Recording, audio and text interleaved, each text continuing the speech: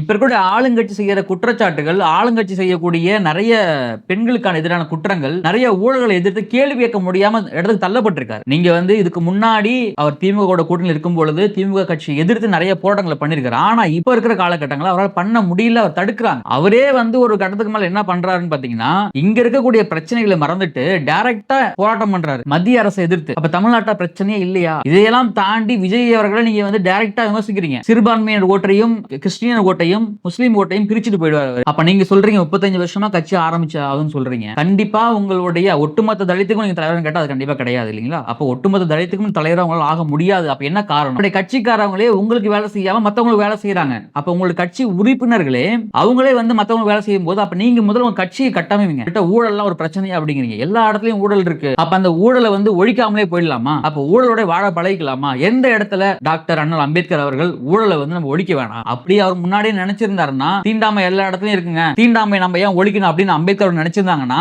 இன்னைக்கு நம்ம இங்க உட்கார்ந்து பேசிட்டு இருக்க முடியுங்களா?